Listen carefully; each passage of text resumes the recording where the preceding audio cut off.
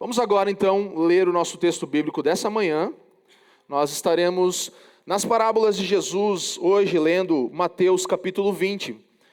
Estamos passando pelas parábolas, já passamos por várias, alguns sermões passamos por 3 de uma vez já. E são alguns sermões que você pode acompanhar já nesse sentido. Então, por favor, você que já sabe, coloque-se de pé no seu lugar, com as escrituras em mãos. Você também que está nos visitando, por favor, se puder ser parte disso, em reverência à parte mais importante do sermão, que é a leitura das escrituras. Essa é a parte em que não há erro, em que nós podemos ouvir a voz de Deus pela simples leitura da sua palavra. Então, Mateus capítulo 20, leremos dos versos 1 até o 16. Mateus capítulo 20, primeiro verso. Porque o reino dos céus é semelhante a um homem dono de terras, que saiu de madrugada para contratar trabalhadores para a sua vinha. E tendo combinado com os trabalhadores o pagamento de 1 denário por dia, mandou-os para a vinha. Saindo por volta de 9 horas da manhã, viu na praça outros que estavam desocupados. E lhes disse: Vão vocês também trabalhar na vinha, e eu lhes pagarei o que for justo. Eles foram. Tendo saído de novo perto do meio-dia e às 3 horas da tarde, fez a mesma coisa. Versículo 6. E saindo por volta das 5 horas da tarde, encontrou outros que estavam desocupados e lhe perguntou: Por que vocês ficaram desocupados o dia todo? Eles responderam: Porque ninguém nos contratou. Então ele lhes disse: Vão vocês também trabalhar na vinha. Versículo 8. Ao cair da tarde, o dono da vinha disse ao seu administrador: Chame os trabalhadores e pague-lhes o salário, começando pelos últimos, indo até os primeiros. Chegando os que foram contratados às 5 da tarde, cada um deles recebeu 1 denário. Ao chegar os primeiros, pensaram que receberiam mais, porém também estes receberam 1 denário cada um. Mas tendo recebido, começaram a murmurar contra o dono das terras, dizendo: Estes últimos trabalharam apenas 1 hora, mas você os igualou a nós, que suportamos a fadiga e o calor do dia. Versículo 13. Então o dono disse a um deles: Amigo, não estou sendo injusto com você. Você não combinou comigo trabalhar por 1 denário? Pegue o que é seu e saia daqui, pois quero dar a este último tanto quanto dei a você. Versículo 15. Será que não me é lícito fazer o que quero com o que é meu? Ou você ficou com inveja porque eu sou bom? Assim, os últimos serão os primeiros, e os primeiros serão os últimos. Essa é a palavra do Senhor. Vamos orar. Pai, te damos graças mais uma vez por esse domingo de manhã, dia em que nós celebramos a história da redenção. E hoje te damos graças pela tua palavra. Palavra que não muda, palavra que é a mesma, e certamente nos transformará hoje como transformou cristãos ao longo da história. Pelo poder do teu Espírito que se move constantemente, nós clamamos que luz venha sobre os nossos olhos, sobre nossa mente, sobre o nosso coração, luz sobre as nossas atitudes, palavras, pensamentos e ações.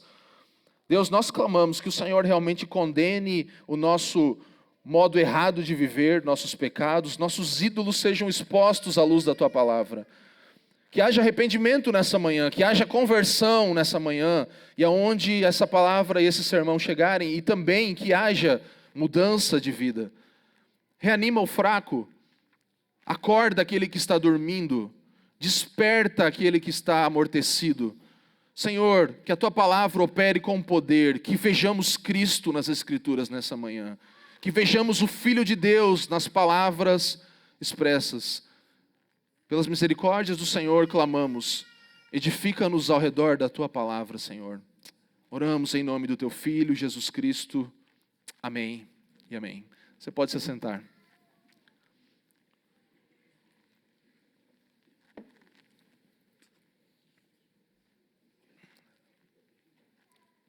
Temos aqui então uma parábola muito conhecida também.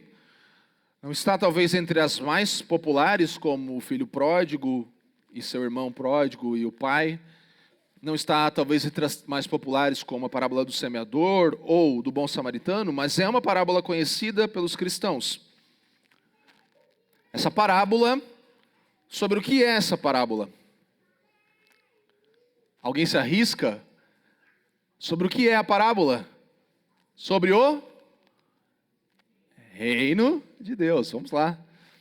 Todas as parábolas estão falando sobre o reino de Deus. Veja o primeiro versículo, preste atenção. Porque o reino dos céus é semelhante a. Nós estamos hoje, então, falando sobre a leitura de uma parábola, mais uma vez, e sua explicação, que trata sobre o reino de Deus. Eu coloquei como tema dessa palavra de hoje, o melhor patrão do mundo. O melhor patrão que já existiu. Esse Senhor aqui é um patrão extremamente generoso. E ainda que talvez na sua Bíblia esteja escrito a parábola dos trabalhadores na vinha, o grande destaque aqui é esse trabalhador, esse patrão, esse Senhor, esse dono das vinhas que é generoso demais. Então essa parábola é uma parábola sobre o reino de Deus que traz mais uma vez verdades espirituais para mim e para você. Essa parábola não é uma parábola sobre leis trabalhistas, ela não é uma parábola sobre sindicatos, ela não é uma parábola sobre partidos políticos, como às vezes pode até parecer ser, e não quer dizer que nós não podemos aprender sobre justiça e graça, porque vamos fazê-lo nessa manhã. Mas não aplicando a meramente questões morais ou comportamentais que deveríamos mudar, mas uma essência do reino de Deus, que é um reino diferente do reino desse mundo. Por isso que as crianças, quando respondem a pergunta, desde pequenas, já falam, não, isso não é justo. Não é justo que alguém ganhe mais se as tarefas foram as mesmas. Dentro do nosso coração, nós temos um senso próprio de justiça. Uma medida clara que nós definimos de como as coisas deveriam ser. Essa parábola vem para desafiar os nossos pensamentos.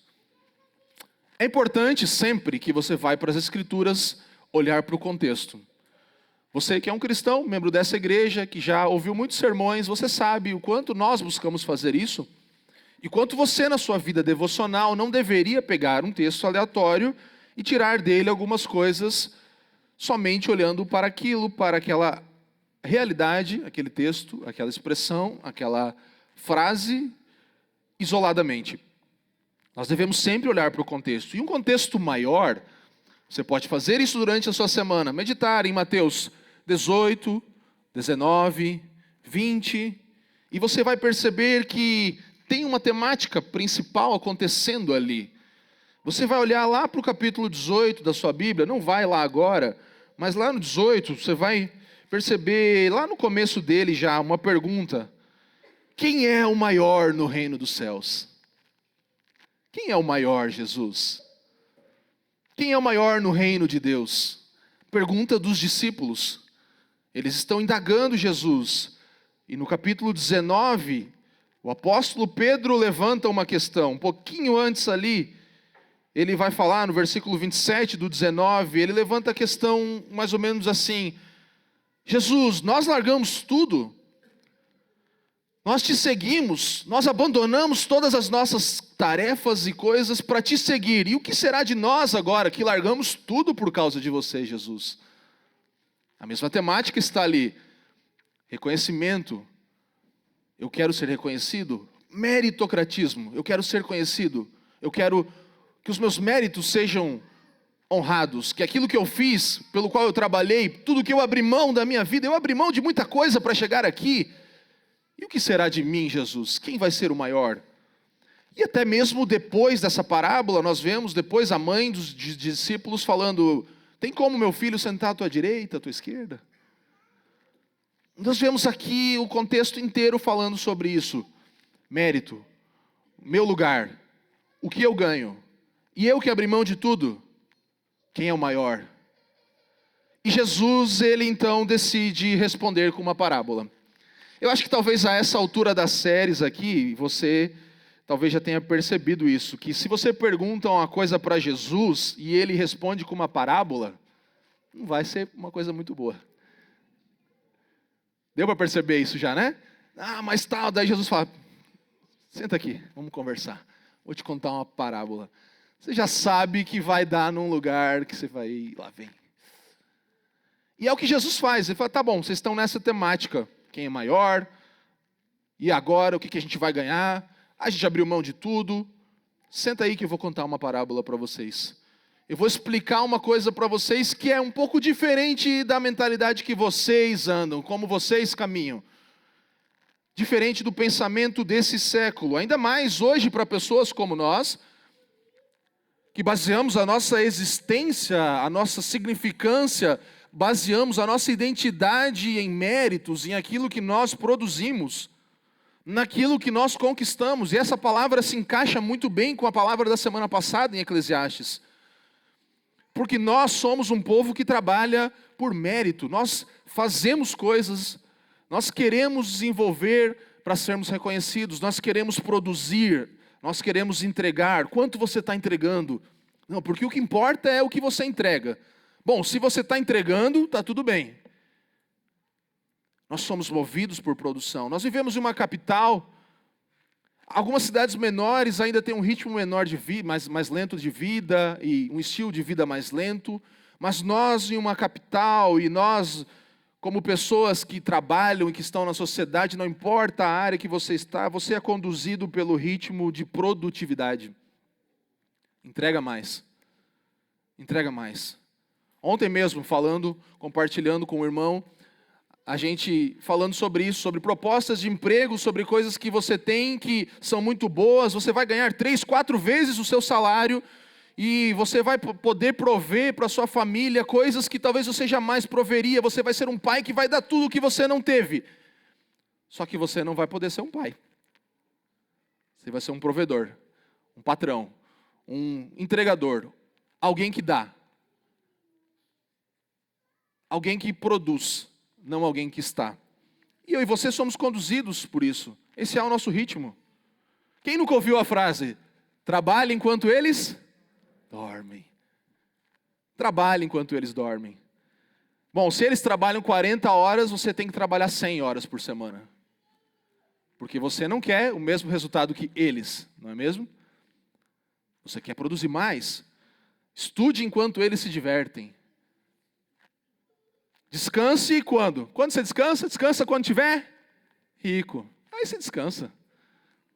Quando você estiver rico, você aproveita a sua aposentadoria. Trabalha 40 anos e depois, se chegar lá, desfruta alguns 5. Ou 2. Ou nada. Ou não chegue lá. Se você está cansado, você está fazendo errado. Dormir é para quem? Para os fracos. Dormir é para os fracos.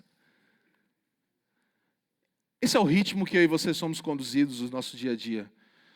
Todo tipo de motivações e inúmeros coaches e mentores e pessoas que estão trabalhando, e a gente já falou sobre isso, existem coisas boas nesse universo.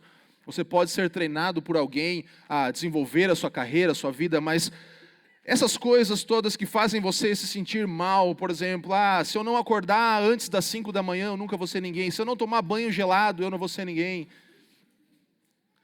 Essas são as coisas que você está ouvindo todos os dias. A internet hoje basicamente se resume a memes e a isso. E nós somos conduzidos por esse ritmo, eu e você estamos nesse universo. Essa é a pressão que está sobre nós. E às vezes a gente para até para tentar. Tem hora que a gente cede, né? A gente fala assim, cara, vou tentar tomar um banho gelado. Para ver se minha vida muda. Quem nunca tentou, né? Quero ver no frio, quero ver hoje, quero ver ontem tomar banho gelado. Para que eu estou trazendo isso? Para você entender que esse contexto dessa parábola está falando para a gente hoje demais, irmãos. A gente precisa entender. Eu vou trazer uma breve explicação dessa parábola. Então a gente tem, olha só, aí a gente tem o dono da vinha. Então você tem uma carga horária basicamente de 12 horas, é o que o texto está mostrando. É o que era comum naquele tempo. Das 6 da manhã às 6 da tarde. Então se você reclama da sua carga horária de 8 horas, aí, de 7, de 6, eles trabalhavam mais. Eles trabalhavam 12 horas naquele tempo. Então, aqueles trabalhadores da vinha, eles tinham uma carga horária e era comum para os trabalhadores diaristas que estavam ali trabalhar uma carga horária de 12 horas. E nós temos aqui, então, um senhor que sai, ele mesmo, o dono da vinha, sai para procurar funcionários. E aí ele vai nas 6 da manhã lá e ele busca alguns daqueles funcionários. Então, 6 da manhã. 6 da manhã ele busca alguns daqueles fazendeiros. Então ele está lá pegando gente para trabalhar para ele e ele faz um acordo com aqueles homens. Ele fala para eles: eu vou pagar para vocês 1 denário. O que é 1 denário? Eu tentei fazer uma conta para entender o que seria 1 denário hoje. Num salário possível, não no salário mínimo, porque o salário mínimo no Brasil não é possível de se viver. Então, se você pensar num salário que você conseguiria sobreviver, um denário, um valor diário possível de sobrevivência e justo, seria em torno de uns R$ 200, mais ou menos, que uma pessoa receberia ali. Em torno de R$ 200. Então, ok, eu vou te pagar 200, R$ 250, mais ou menos isso. Vamos acertar esse valor. E ele acerta um valor com pessoas das 6 da manhã. E depois, no próximo slide, então, a gente vai ver a continuidade. Ele vai de novo e sai, e às 9, ao meio-dia, às 3 da tarde, ele vai buscando cada vez mais trabalhadores para aquela vinha. E aí, nesse pessoal das 9, das 12, das 3 da tarde, ele fala assim: ó, eu vou pagar para vocês o que é justo, tá bom? E eles, ok, estou aqui parado, eu vou. Desculpe, o senhor da vinha, o dono daquela empreitada, ele não fala sobre valores, ele fala: eu vou entregar para vocês o que é justo. Vocês estão aí parados, desocupados, então o que for justo, eu vou entregar para vocês. E eles vão, consequentemente, às 9, às 12, às 3, e aquele senhor volta lá às 5 horas da tarde. E ele fala: o que vocês estão fazendo aqui ainda? Vocês não vão trabalhar? Não, ninguém chamou a gente. Então venham. Venham trabalhar comigo. E aí, para esses, ele nem fala nada. Ele não fala nem que vai dar 1 denário, nem que vai ser algo justo. Ele só fala: venham comigo. Imagina quem vai trabalhar das 5 às 6. Você que trabalha aí, seja no home office, ou no CLT, ou ser empresário, ou qualquer coisa, você sabe que 1 hora, vou trabalhar 1 hora. Bom, você gasta ali uns 15 minutos só para se ajeitar, né? Aí você vai, levanta as mangas e tal, você se prepara emocionalmente, bota o cafezinho do lado tal, aí você abre o computador, ou seja lá o quê, pegar suas ferramentas, já passou meia hora, e quando você vai, tal, agora eu vou começar a trabalhar. Você vai trabalhar uns 15 minutos, né? Se você ter 1 hora de trabalho, não tem como. Primeiros, né, organização e tudo que tem, então era meio óbvio que aqueles caras nem iriam trabalhar, mas das 5 às 6, eles tinham 1 hora de trabalho, até subir ali na caminhoneta, ir, né, para o lugar da fazenda, não tinha muito o que entregar mais. E aí, ok, a gente vê isso tudo acontecendo, mas um ponto alto dessa história é que no cair da tarde, então, entra um outro personagem, alguém que até então não estava lá, um administrador, porque até então esse trabalho foi todo do dono mesmo, ele saiu, fez todo esse rolê, voltou, e agora o administrador vai pagar o salário. E aí é um ponto interessante dessa parábola, porque ele vem e ele começa a pagar, aqueles que chegaram por último, primeiro, com o valor que os primeiros receberiam. E aí a nossa cabeça não tem como falar: peraí, acho que minha versão está errada, peraí. Deixa eu pegar uma mais atualizada ou mais original, né? Porque essa não está dando. E aí ele vai pagando, e aí tem um momento culminante em que aqueles que chegaram primeiros ficam extremamente bravos, porque como assim? A gente está aqui debaixo do sol, trabalhando o dia inteiro, ralando, e esses caras aqui mal levantaram as mangas deles, e eles estão recebendo a mesma coisa que eu? Como assim? Isso não é justo. Isso não é certo. Nós produzimos, nós fizemos, nós trabalhamos enquanto eles dormiam. Nós fizemos tudo o que deveria ser feito e a gente está aqui cumprindo um acordo, a gente fez um acordo. E aí o Senhor então fala: então, sobre esse acordo, eu não estou cumprindo a minha parte do acordo com vocês? Eu não estou lhes pagando aquilo que eu prometi? Agora, vocês vão querer dizer o que eu devo fazer com o meu dinheiro e como eu devo conduzir a minha vida financeira, como eu devo administrar os meus negócios, porque vocês estão com inveja? Vocês querem administrar a graça e a generosidade que eu decidi derramar sobre essas pessoas, para que elas também possam ter um dia bom e chegar em casa para suas famílias e poder dizer: eu consegui o que a gente precisava para hoje. Sério que vocês querem fazer isso? Então aquele senhor fica revoltado e fala, pega o que é de vocês e vaza. É isso que ele fala. Pega o que é de vocês porque eu administro as coisas de acordo com os meus padrões. E aí você tem o final, a frase muito conhecida. Assim os últimos serão os primeiros e os primeiros serão os últimos. A primeira coisa que esse texto nos mostra, e depois de lermos o texto bíblico, explicar ele, eu quero aplicar ele de algumas formas também nessa manhã. Então, Deus é quem tem a iniciativa, é a primeira coisa que nós percebemos no versículo 1 e 2. Qual é o título que está, talvez, na sua Bíblia antes do capítulo 20 ali? A parábola dos... Lembra que isso não está originalmente no texto bíblico? Esses títulos não estão lá, os versículos, os capítulos, isso foi adicionado depois, séculos depois, nós vemos ali a adição disso, depois de escrito.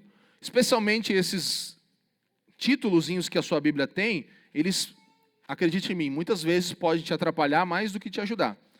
Aqui então, alguém decidiu falar que era a parábola dos trabalhadores na vinha, mas o primeiro versículo já vai falar que o reino de Deus dos céus é semelhante ao quê? Um homem dono de terras que saiu de madrugada. Então a parábola aqui deveria ser chamada da parábola do homem dono das terras, ou do empregador generoso, do empregador compassivo. A tendência nossa é sempre de pegar o texto bíblico e tentar apontar para a coisa mais humana, que mais se encaixa conosco ali. Mas as escrituras não são sobre nós. E o texto aqui, especificamente, mais claramente, está falando que o reino de Deus é semelhante a um homem. Sobre quem é a parábola? Sobre esse homem generoso. Então a melhor coisa, você pode escrever na sua Bíblia, não é pecado, pode colocar ali a parábola do empregador compassivo, do empregador generoso, que vai te fazer olhar para o texto procurando quem é o centro dessa parábola. Quem é o centro das Escrituras. Meus irmãos, pegue a sua ordem de culto rapidinho. Por que nós usamos isso aqui na ordem de culto? Você vai ver lá no primeiro quadradinho, primeiro retângulo escuro no fundo, preto no fundo, vai falar da criação. Olha que a liturgia, e nós construímos isso pensando na história da redenção, porque tudo começa com Deus. Deus é santo e nos convida ao adorarmos. Deus é santo e nos convida, e se você for lá no final, na última coisa, passando por criação, que é da redenção, temos a consumação, Deus nos abençoa e envia. Sabe, a ideia de nós termos um culto centrado no Evangelho, em que acompanhamos a história da redenção, lendo um texto bíblico que é chamada adoração, é para nós entrarmos nesse lugar, assim como entrarmos amanhã na nossa semana, assim como entrarmos em cada um dos dias, sabendo que quem nos convida é o Senhor, quem nos chama é Ele. Nós, por nossa própria vontade, estaríamos em casa assistindo Netflix debaixo da coberta, não é verdade? Mas o Senhor nos convida, Ele fala, venham filhos, ajuntem-se. Nós precisamos lembrar que o centro das Escrituras, o centro da nossa vida, o centro da história da redenção, é aquele que convida, é aquele que chama. E aqui na parábola, nós podemos perceber que Deus é quem tem a iniciativa. O Senhor, o dono da vinha, é aquele que tem o primeiro passo. Um homem gentil, um homem generoso, um homem que ele mesmo pega o seu carro e vai até lá. Meus irmãos, a salvação, como nós lemos hoje na pergunta do catecismo, não é merecida. A salvação não é um mérito nosso. Sermos alcançados pela graça de Cristo não é mérito seu. Não é porque você foi bonzinho, então por você ser mais bonzinho ou melhorzinho do que o seu irmão, você então foi salvo. Ou do que o outro pecador, seu vizinho. A salvação não é merecida, é Deus quem inicia a salvação por sua própria vontade. Ele escolhe, Ele chama aqueles que Ele vai salvando ao longo da história, como nós vemos na história. Ele chama ao longo da história. Ele começa todas as coisas. Ele inicia. Nós somos meros trabalhadores desempregados, largados nesse mundo, sem perspectiva, esperando que talvez alguma coisa mude, porque nós, por nós mesmos, não podemos fazer nada. Nós já tentamos, Ou nem tentamos? Mas mesmo que tenhamos tentado nos salvar de alguma forma, batemos em todas as portas, tentamos as formas possíveis de alcançar salvação, boa vida, redenção, e nada deu certo. Sabe, tem uma imagem que eu penso quando eu penso na parábola desse senhor, dono da vinha, e dos trabalhadores que são chamados. Eu não sei se você já viu aqueles filmes, especialmente americanos, em que de madrugada eles vão buscar os trabalhadores. Geralmente são pessoas latinas, a caminhonete encosta e os caras estão tudo parados esperando. Alguém já viu? Vou ajudar você com a imagem aqui, ó. Essa daí, ó. Tá todo mundo esperando. Chega o dono, chega o senhor e fala: bom, hoje eu preciso de 2. Sobe. E os caras vão. Isso aqui é o que me faz pensar e olhar para uma realidade contextualizada do que seriam talvez os trabalhadores na vinha. Um cenário de pessoas desempregadas, largadas, abandonadas, tentando sustentar só aquele dia porque elas não têm um emprego, elas não estão com futuro, com perspectiva, com nada. Pessoas que estão ali e elas estão esperando da hora de alguém aparecer e chamar: vem trabalhar para mim hoje. Vem que hoje você não vai passar fome. E como essas pessoas vão ter algum mérito, algum merecimento? Ainda que pareça, mas eles vão trabalhar. E eu vou chegar lá. Mas eles vão fazer alguma coisa, sim. Fique com essa imagem em mente. Mas já como primeira lição nessa nossa primeira parte, não somos capazes de fazer nada por nós mesmos. Somos carentes da graça. Então tudo começa com Deus. Diga comigo, tudo começa com Deus. A nossa história, a nossa redenção, a criação começa com Deus. Ele, por iniciativa própria, faz todas as coisas. O Senhor aqui, dessa história, nos mostra, a parábola nos mostra que nós não somos capazes de fazer nada por nós mesmos. Somos carentes da graça. Essa é a primeira verdade que nós podemos perceber simplesmente olhando para os primeiros versículos dessa parábola, em que há uma atitude clara do dono da vinha. Ir buscar aquelas pessoas em determinados horários diferentes. Então, tudo começa com Deus. Não somos capazes de fazer nada por nós mesmos. Somos pobres, desempregados, carentes da graça de Deus, não merecedores, indignos. E o texto continua mostrando aquela realidade que nós acabamos de ver na imagem que eu mostrei. Que depois de ele ter chamado e acertado um valor com aqueles que estavam às 6 da manhã, naquele horário ainda do nascer do sol, ele começa a chamar mais pessoas. Então nós podemos perceber que, em segundo lugar, Deus chama quem e quando Ele quer. Ele chama quem e quando Ele quer. Nenhum daqueles homens tinha trabalhado naquele dia. Provavelmente eles não tinham trabalhado, pelo menos no emprego fixo, nas últimas semanas, meses, anos, ou nunca na sua vida. Eles eram pessoas que não tinham estabilidade alguma. Alguns comentaristas vão falar que esses diaristas, que eram essas pessoas que estavam ali diariamente na fila dos desempregados, tinham muito menos estabilidade, por exemplo, do que um escravo. Porque um escravo havia um investimento feito de um senhor e ele esperava que aquele escravo produzisse, então ele tinha mais perspectiva. Um escravo estava melhor do que esses diaristas. Eles tinham perspectiva zero para o seu futuro. Pagar um denário seria muito mais do que justo, porque eles já não tinham nada. Um denário seria o justo para um trabalhador empregado. Então, desde a primeira proposta daquele senhor, ele já propõe algo muito além do que eles mereciam. Desde o primeiro contato do dono da vinha com o primeiro trabalhador das 6 da manhã, ele propõe uma coisa muito melhor do que o cenário dele. Muito melhor do que a realidade em que ele estava inserido. Pagar por um denário, 200, 250 reais, seria muito mais do que justo pelo estado daquelas pessoas. E aí nós percebemos que parece que aquele trabalhador, ao longo do dia, ele precisa de mais trabalhadores. Sabe, essa é uma coisa difícil para a gente conceber aqui. Eu não sei se você já parou para pensar nisso. Mas a gente está falando de um senhor generoso, muito rico aparentemente, um administrador que ele tinha, que trabalhava para ele.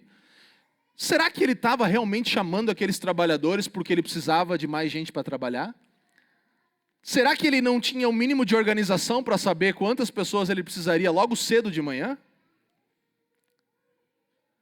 Será que a motivação daquele dono da vinha era de arrumar mais gente para trabalhar porque não deu conta no trabalho? O texto não vai falar isso. Ele foi buscar mais gente, mas será que ele precisava de mais trabalhadores? Porque o dono da vinha vai lá a cada 3 horas e volta a cada 3 horas. Será que ele não sabia quantas pessoas ele precisava para o trabalho daquele único dia? Parece que a razão da volta dele sempre de novo e de novo é mais um ato de compaixão pelos desempregados. É mais um ato de querer inserir eles em uma nova realidade.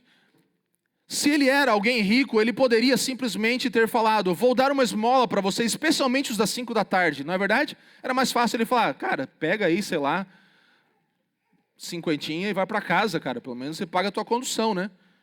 Ele chama aqueles caras para trabalhar 1 hora, das 5 às 6. Parece que o trabalho não é o centro dessa conversa. Parece que a produtividade não é a motivação principal desse senhor. Parece que ele não estava realmente precisando de gente para trabalhar, mas ele queria pessoas para derramar da sua compaixão, dar sentido, dar significado. Não transformar, dar uma esmola para aqueles do último dia, da última hora, seria ainda mais deixar eles humilhados. Mas ele chamou eles para um lugar de dignidade, de trabalho, de participação, de se envolver em algo. Seria muito mais fácil ele ter dado uma esmola simplesmente. Parece que a razão do Senhor não é meramente querer pessoas para trabalhar. Versículo 4 vai falar para todos aqueles das 9, do meio-dia, das 3 da tarde, eu vou pagar para vocês o que é justo. E eles nem questionam. O que seria justiça para alguém que está desempregado, para alguém que não tem perspectiva de ter um trabalho nem hoje, nem amanhã, nem depois? O que seria justiça para uma pessoa dessa? Deus, Ele chama, meus irmãos, pecadores, pessoas sem perspectiva, não autossuficientes, não pessoas que estão organizadas na sua vida e que, eu faço tudo corretamente. Um pouco antes desse mesmo texto, nós vemos o jovem rico se aproximando de Jesus, mais parte do contexto. E Jesus está mostrando mais uma vez: eu não estou chamando aqueles que eu cumpro todas as tuas leis, eu faço tudo certo, e quando Jesus alcança o ídolo daquele jovem, ele fala: bom, vender tudo que eu tenho, aí já não vai rolar. Mas eu faço tudo certo. Jesus não está procurando pessoas moralmente corretas, que cumprem a lei. Jesus está chamando pecadores não autossuficientes, pessoas que não têm perspectiva. E os da última hora, no versículo 6 e 7, então, como eu falei, 1 hora de trabalho que talvez vai virar 15 minutos, você acha que ele estava interessado no trabalho daqueles homens, no que eles poderiam produzir, no que eles poderiam entregar? Tem 5 grupos aqui. Os das 6 da manhã tinham um contrato. Nós vamos trabalhar, nós vamos fazer por merecer, nós vamos entregar, porque Ele fez um acordo conosco, nós vamos dar o que nós temos, Ele vai dar aquilo que Ele prometeu. Eles tinham um contrato, foi acordado algo: vou pagar 1 denário pelo dia de trabalho. Os das 9, do meio-dia, das 3 da tarde, tinham uma promessa de justiça: vou pagar o que é justo. Bem, as coisas já não estão boas, vamos arriscar. Seja lá o que for o que é justo, ficar aqui parado é pior, vamos. Todos eles tiveram essa mesma promessa. Os das 17 não tinham nada.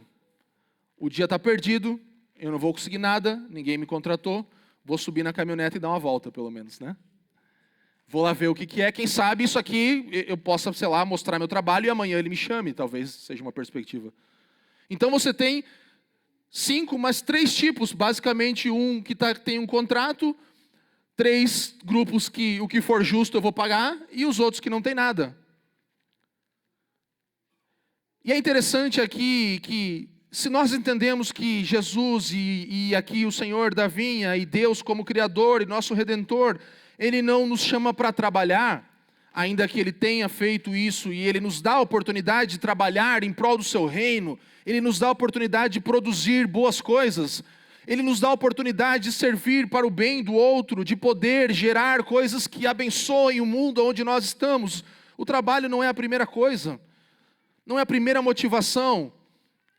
O que o dono da vinha está querendo é envolver aquelas pessoas, dar-lhes dignidade, redimi-las da sua situação caída e ainda possibilitar que sim, elas possam se envolver. Mas isso tudo são desculpas, ele não precisa do nosso trabalho, isso tudo são razões meramente para nos aproximar dele e que nós podemos fazer algumas coisas para ele, mas é mais ou menos aquele, quem é pai aqui e já convidou o seu filho aí de 2, 3, 5, 10, 8 anos para lavar o carro.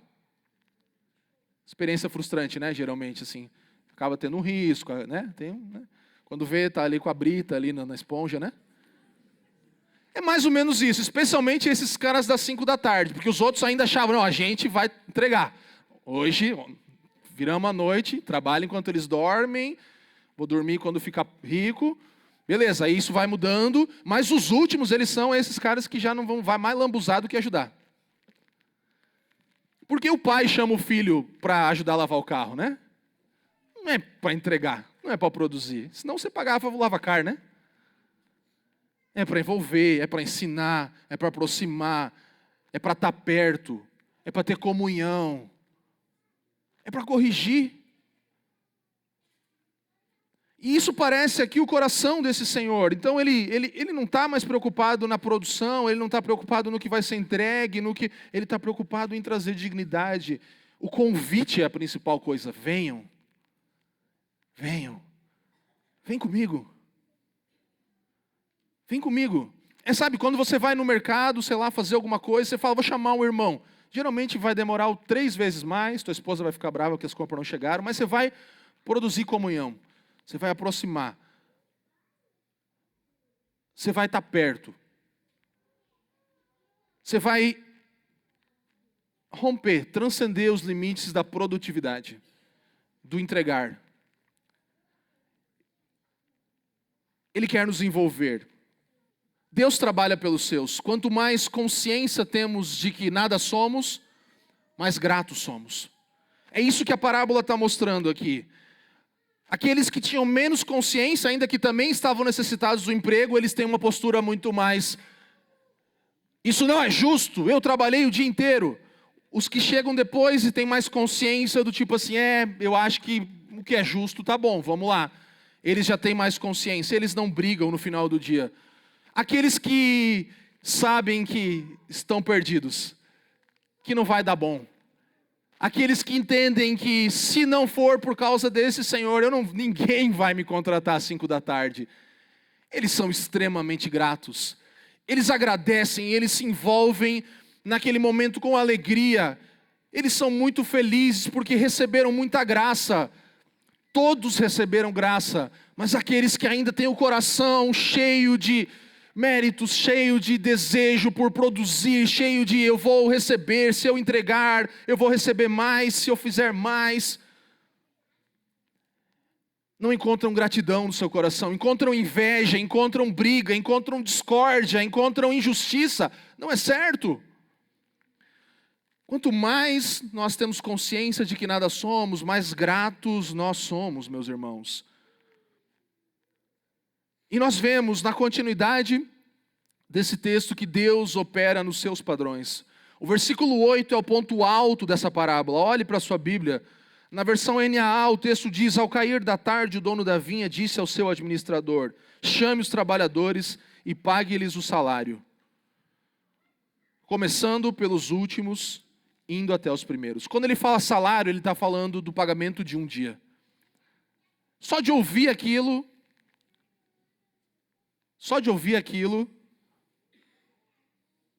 já estava soando algo estranho, porque vai pagar o salário, que quer dizer um denário, que quer dizer o que um dia de trabalho representa.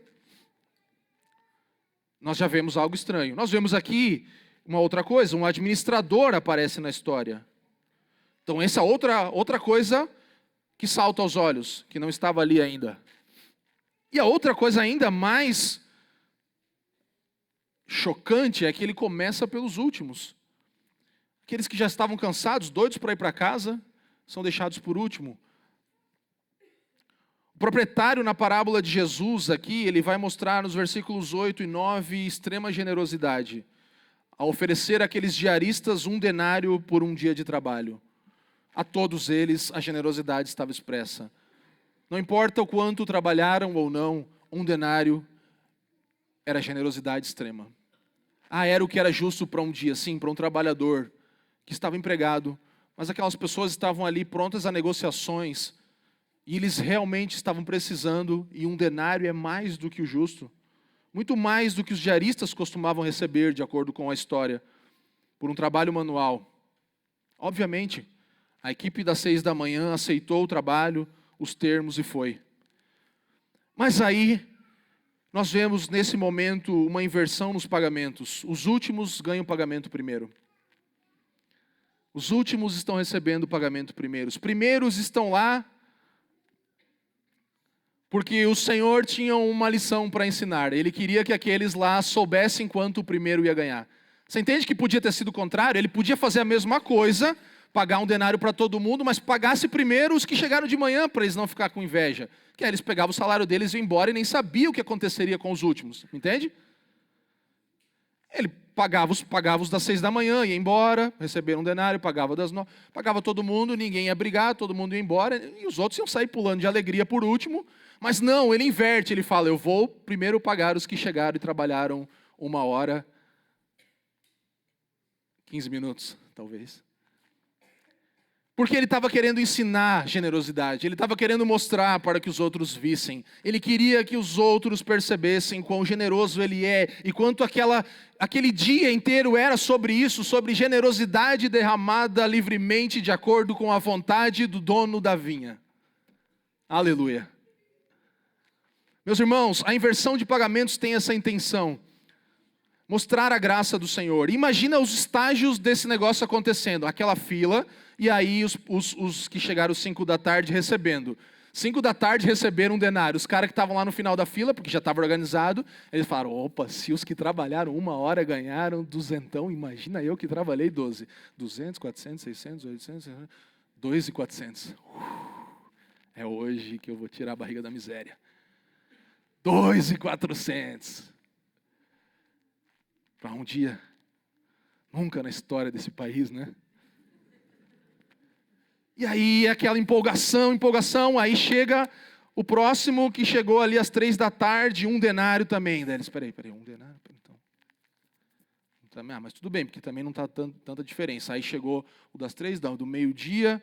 Bom, pelo menos do meio-dia vai ganhar o dobro deles, daí ainda não vou ganhar tudo aquilo, mas eu vou ganhar pelo menos umas 3 vezes mais ali. Não, também 1 denário. Aí chega o próximo ali das 9 da manhã, a mesma coisa. Então aquela empolgação que começou a virar ansiedade. Meu Deus, cara, o que está acontecendo? Essa conta não está certa, ele não sabe fazer contas. A empolgação começa a virar ansiedade, que se torna em ira. Não, isso é injusto. Quem consegue se identificar com isso? Quem consegue se identificar com um processo de empolgação, ansiedade e ira? Essa é a fila dos desempregados recebendo seu salário. E aqueles últimos estavam ali com essa graça frustrante para engolir. Eles precisavam engolir uma graça frustrante que parecia que eles queriam mais, iam ganhar mais e vai ser muito bom e maravilhoso. Peraí, não está dando certo, que droga. Eu só vou ganhar 1 denário se eu trabalhei 12 vezes mais debaixo do sol o dia inteiro. Aqui que entra os versículos 10 a 13 do texto, uma comparação dos trabalhadores. Aqueles trabalhadores tinham a mente modelada pelo padrão do mercado. O mercado é que moldava a mente deles. Não uma mente moldada pela graça de Deus, não uma mente moldada pela generosidade, por atributos que só o reino de Deus oferece. Por isso essa parábola é para trazer um contraste entre o que você pensa que é a realidade, e o que é a realidade. Entre o que você pensa ser como as coisas deveriam ser, e o que, de acordo com o reino de Deus, o reino dos céus, é a realidade.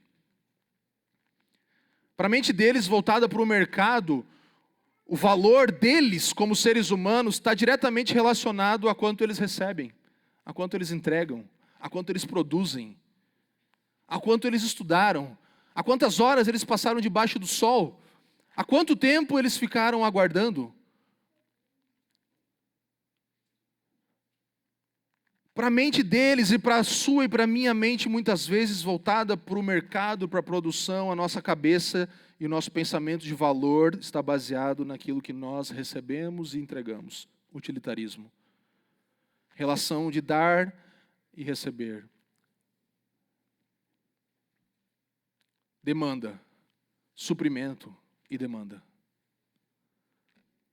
A graça, meus irmãos, aqui não é só maravilhosa, que ela é maravilhosa, mas ela é enfurecedora.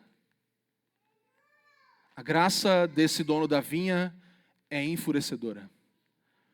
É uma graça que deixa pessoas enfurecidas.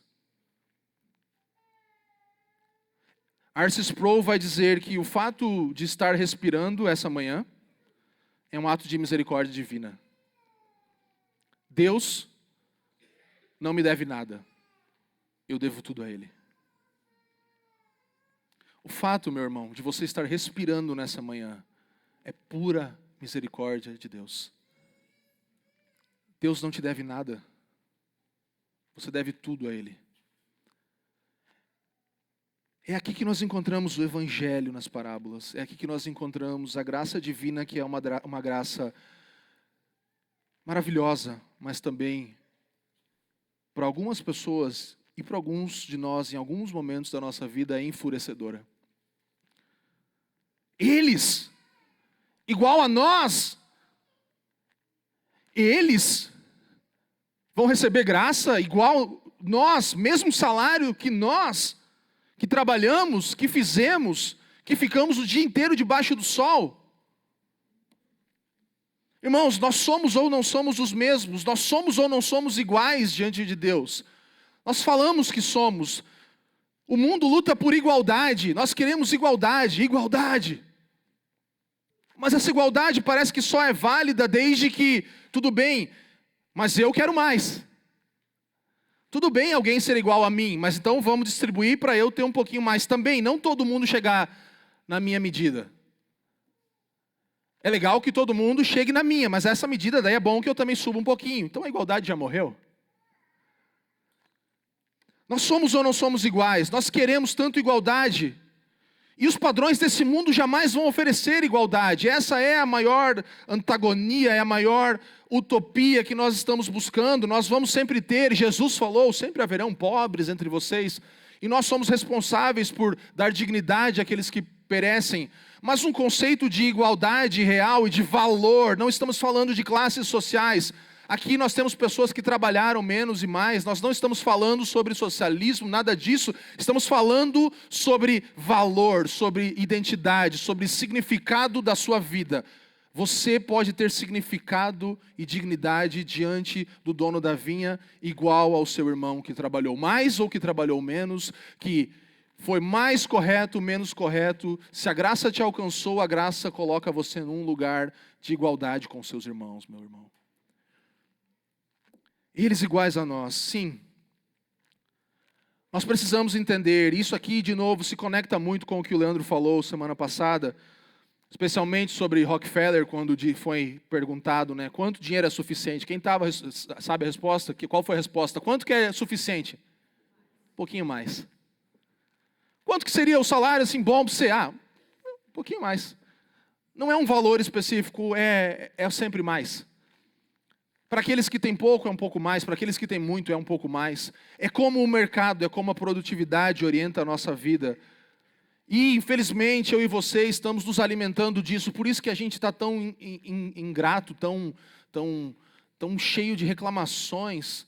Por isso que a gente quer sempre outra coisa, por isso que nós estamos entre esse desejo de ter e tédio de possuir, Porque nós ficamos nos comparando, nós ficamos olhando as redes sociais dos nossos irmãos e também dos influencers que seguimos e comparamos a nossa vida com essas pessoas. Isso nos traz ansiedade.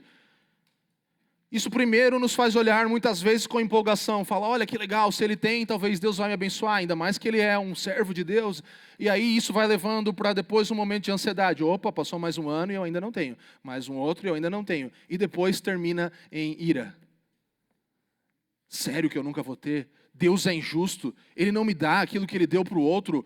Por que Ele dá para o outro e não dá para mim? Por que Ele tem mais e eu tenho menos? Está entendendo? A caminhada da empolgação, eu vou conseguir, eu vou conquistar. Tudo que eu quiser o cara lá de cima vai me dar. Bom, ainda não deu, mas um dia vai dar, está começando a passar o tempo, estou ansioso, meu Deus, vai rolar, vai rolar, vai rolar, vai rolar, pensamento positivo. Não deu. Ele já tem mais e eu continuo aqui. Meus irmãos, isso é sobre salvação, isso é sobre evangelho, mas é também sobre as nossas inquietações do dia a dia. É também sobre naquilo que temos valor. Por isso é sobre o evangelho. Por isso é sobre o reino de Deus. Porque nós temos valores naquilo que é passageiro. Você deveria parar de ver vídeos que alimentam o seu ego, as coisas luxuosas que você fica vendo. Nossa, essas viagens maravilhosas. Um dia eu também vou. Meus irmãos, essas coisas não são as coisas em que nós devemos encontrar valor. Se o Senhor te abençoar, se você tiver oportunidade para isso, e se Ele não te abençoar nisso, você já é abençoado por ser seu filho, por ter sido chamado às 5 horas da tarde para estar com Ele, ou logo de manhã cedo.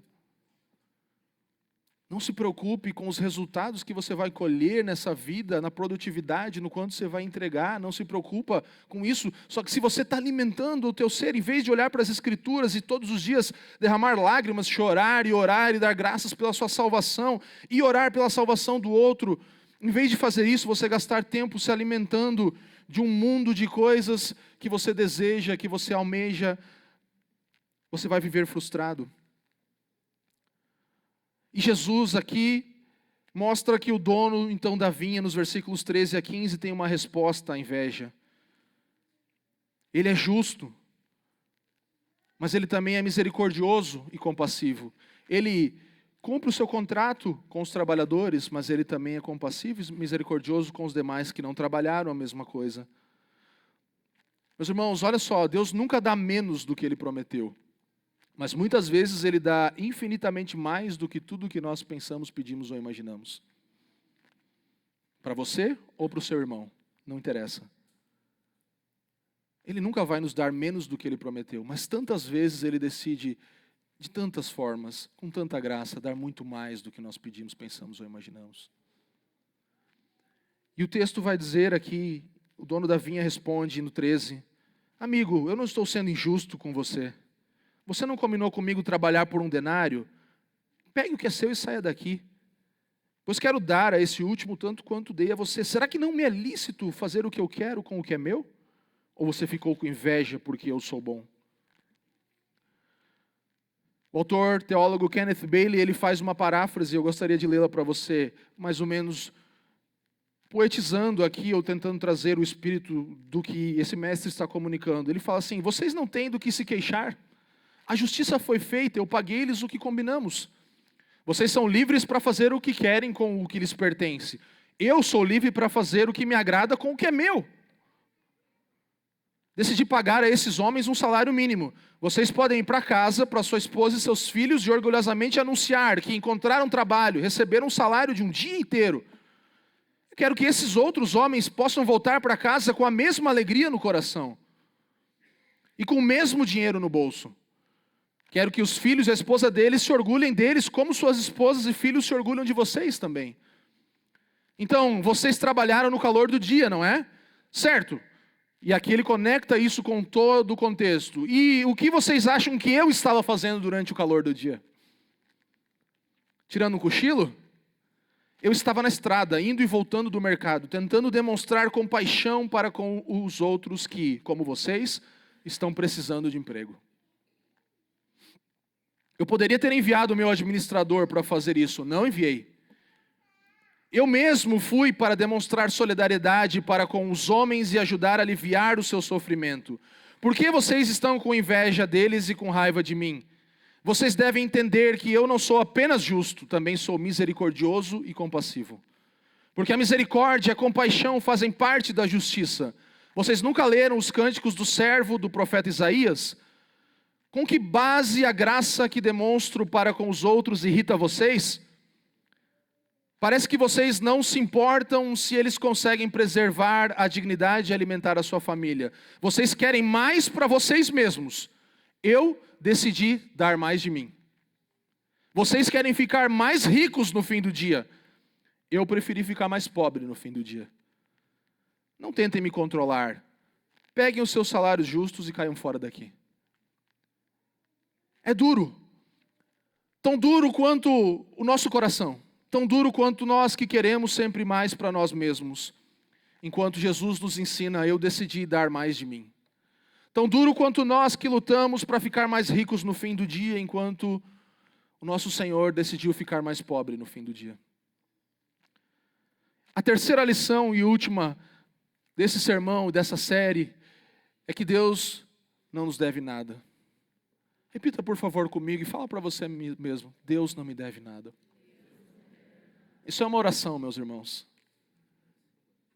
Isso é uma oração que você tem que fazer para você mesmo. Falar, Deus não me deve nada. Deus não me deve nada.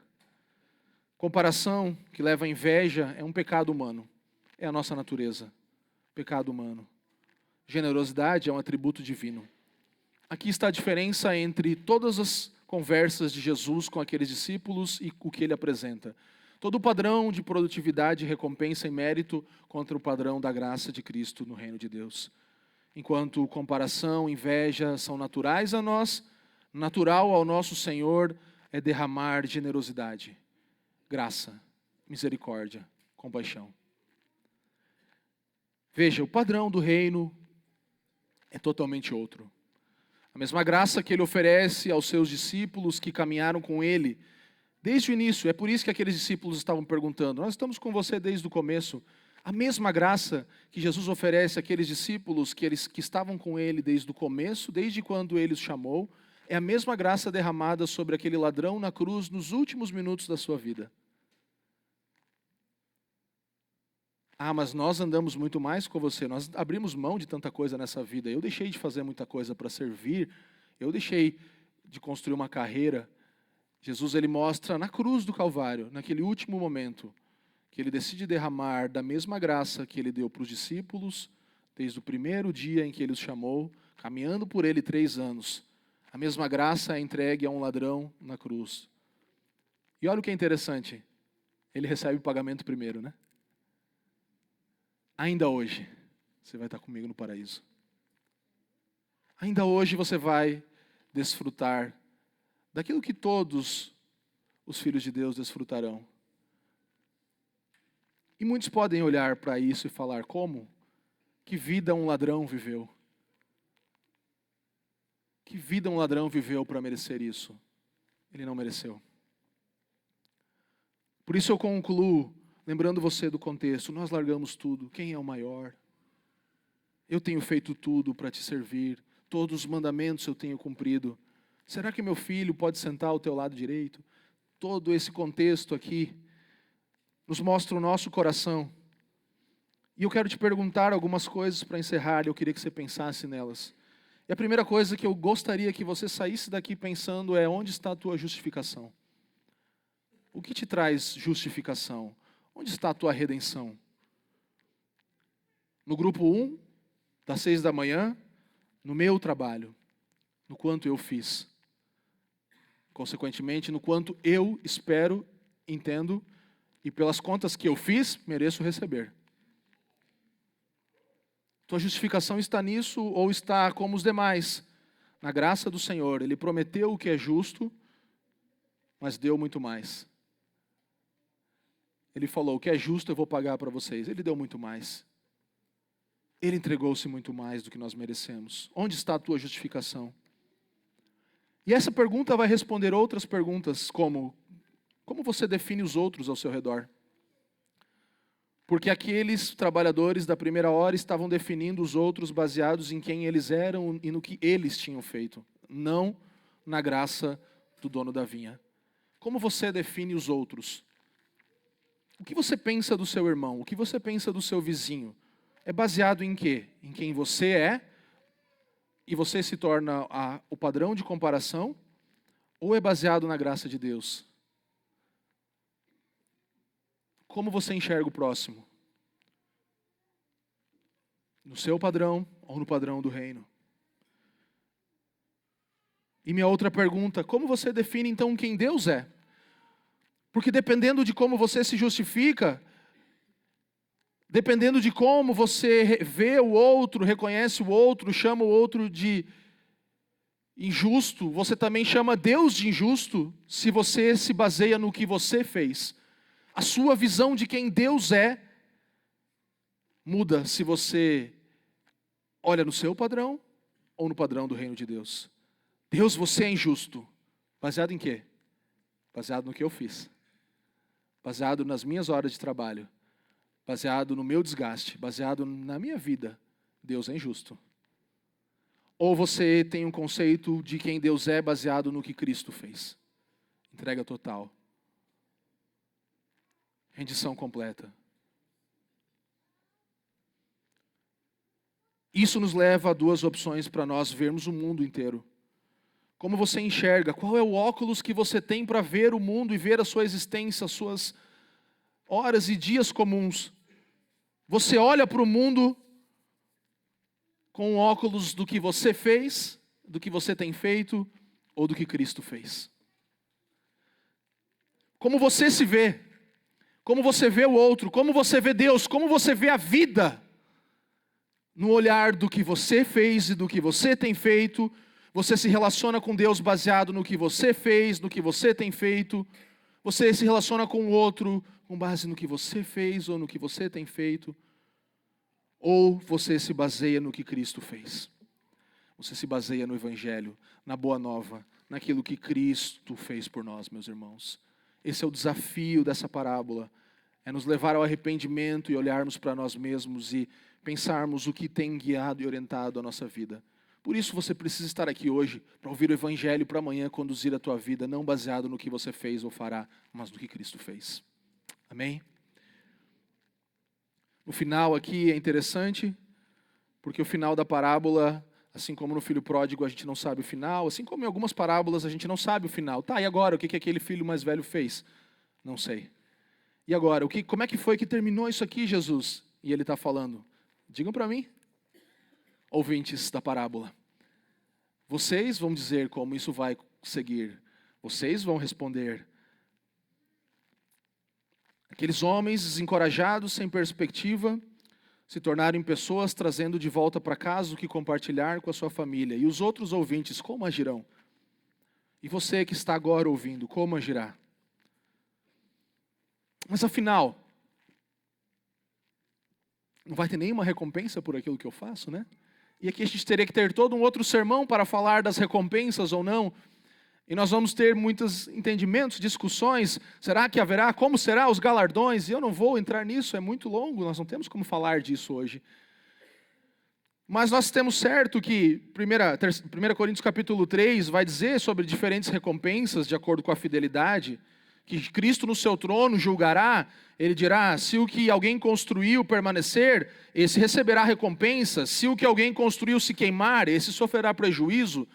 Então sim, nós teremos um dia do juízo final em que todas as nossas coisas que fazemos nessa vida serão recompensadas de alguma forma. Não temos certeza de como isso se dará. Mas nós temos uma certeza, e eu gostaria de concluir com você nessa manhã lendo um texto bíblico que nos mostra que toda recompensa que eu e você recebermos tem um destino só. Não tem outro destino. Tudo aquilo que eu e você recebemos ou não, um dia nós vamos chegar.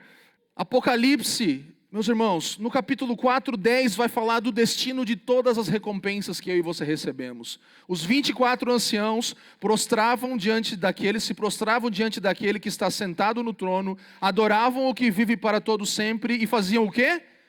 Depositavam as suas coroas diante do trono, proclamando: Tu és digno, Senhor e Deus nosso, de receber a glória, a honra e o poder, porque criaste todas as coisas, e por Tua vontade elas vieram a existir e foram criadas. Meus irmãos, se vai ter uma coisa certa, é que nós vamos pegar todas as recompensas que porventura recebermos ou não, e nós vamos lançar e vamos receber algumas, seja a nossa salvação ou qualquer coisa que nós recebermos, nós vamos... Sabe, a gente fica às vezes assim, não, quando chegar lá no céu, eu vou perguntar para Jesus por que isso aconteceu, eu vou perguntar como é que eram os dinossauros, eu quero ver aquele vídeo do não sei do que, meu irmão, eu tenho uma teoria, você não vai perguntar nada quando você vê Jesus, você vai lançar a tua coroa diante dele e vai falar... Esquece, não, o que era que você... O que você queria perguntar mesmo para mim? Que a gente tinha orado, você vai chegar aqui? Esquece, você é digno, Jesus. Tu és digno, Senhor Deus e nosso Deus, de receber a glória, a honra e o poder, porque criaste todas as coisas, e por Tua vontade elas vieram a existir, e foram criadas. Pai, nessa manhã nós rendemos a Ti os nossos corações. Antecipadamente, num ato do nosso coração, nós lançamos diante de Ti as nossas coroas. Nós dizemos para Ti nessa manhã: Tu és digno, Senhor e Deus nosso. Nos dobramos diante de Ti com os nossos corações, arrependidos de tantas e tantas vezes termos buscado medir o Senhor dentro da nossa régua, encaixar o reino de Deus dentro do nosso padrão. Nos perdoa porque o nosso conceito de nós mesmos está baseado no que nós entregamos, Pai. Nós confessamos isso diante de Ti nessa manhã. Nos perdoa porque a gente julga o nosso irmão com base no que a gente faz. Nós fazemos mais, nós entregamos mais. Eu te peço pessoalmente perdão nessa manhã, Senhor. Se você concorda comigo, meu irmão, use esse momento para isso. Fale ao Senhor: Deus, me perdoa, porque eu estou sendo definido pelo padrão da economia da minha cabeça, pelo padrão desse século. Eu estou definindo o meu irmão pelo esse padrão. Eu estou definindo inclusive você, Senhor, pelos meus padrões, achando que o Senhor não está me entregando o que eu mereceria.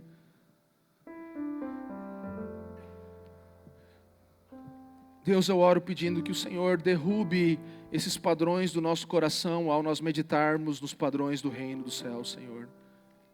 Deus, que essa manhã seja mais uma manhã de alinharmos o nosso coração às Tuas medidas.